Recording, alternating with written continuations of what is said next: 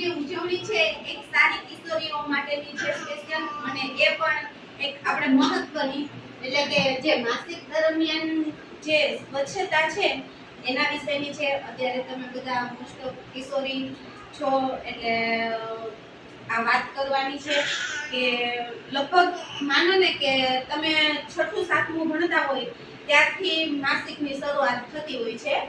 એટલે અત્યારે તમારી ઘણાની ઉંમર એ ટાઈપની છે એટલે હું વાત કરું છું કે માસિક આવવું એ દર માસે થતી પ્રક્રિયા છે. એ માટે યોગ્ય પ્રકારના પોષકની પસંદગી ખૂબ અગત્યની છે. સામાન્ય રીતે આપણે જ્યારે માસિક આવે છે ત્યારે એના માટે થઈ અને આપણે જૂના કપડાં, ફલાલીના પેડ, સેનેટરી પેડ, માસિક કપ અને ટેમ્પૂ આવા બધા જે સાધનો બધા છે એનો ઉપયોગ કરતા હોઈએ છીએ.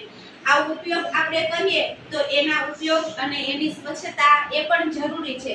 આપણે જો જે કપડાં વાપરતા હોય પહેલાના સમયમાં તો મોસ્ટ ઓફ બધા કપડાં જ વાપરતા, પણ કપડાં વાપરતા હોય તો એ કપડાં હોય એની યોગ્ય સફાઈ પણ જરૂરી છે. કપડાં કરતા અત્યારે છે ને લગભગ બધા આ પેડ વાપરવા છે એ સારા પડે છે. કેમ કે આ પેડ તમે વાપરો તો તમારા શરીરના જે અંદરના અવયવો છે એને પણ આરામ મળે. પછી કેમ કે આ તો યુઝ એન્ડ થ્રો, તમે એક વખત વાપરીને પછી તમારે ફેંકી દેવાનું હોય છે.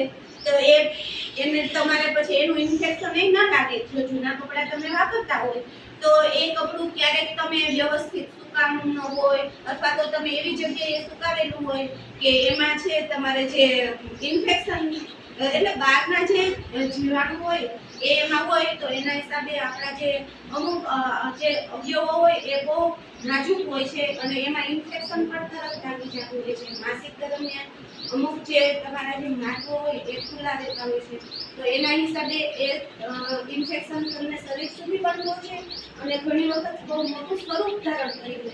તો એ ન થાય એના માટે જો શક્ય હોય તો આ સેનેટરી પેડનો ઉપયોગ કરવો. અને જો તમે કપડાં વાપરતા હોય તો એ કપડાની ચોખ્ખાઈ તમે સારી રીતે રાખવાની છે. પછી ફલાલીનના પેડ એ પણ તમે જોયા હશે. પછી આ સેનેટરી પેડ, પછી પેલા કપ પણ આવે છે, આપણે લગભગ બધા એનો ઓછો ઉપયોગ કરતા હશે. અને જે ટેમ્પૂ છે એ તો ઓલમોસ્ટ જે આ રમતવીરો છે એ લોકોના માટે છે. એટલે એ તો અમે બહુ મોંઘું હોય એટલે એ આપણને પરવડે પણ નહીં.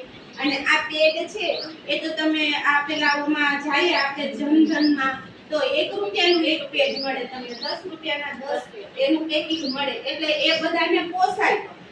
તો એના આપણે 10 રૂપિયા એટલે તો